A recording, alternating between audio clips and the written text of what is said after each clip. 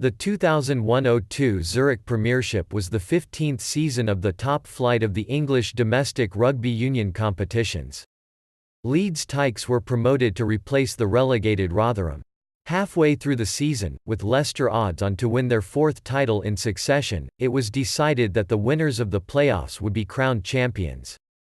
After a public outcry at moving the goalposts halfway through the tournament, this was not followed through.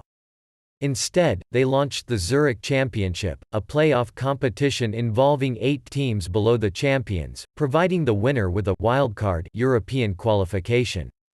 Leicester did finish top of the league and were crowned champions, their fourth title in succession and their sixth overall. Gloucester won the 8-team Zurich Championship playoffs in 2001-02.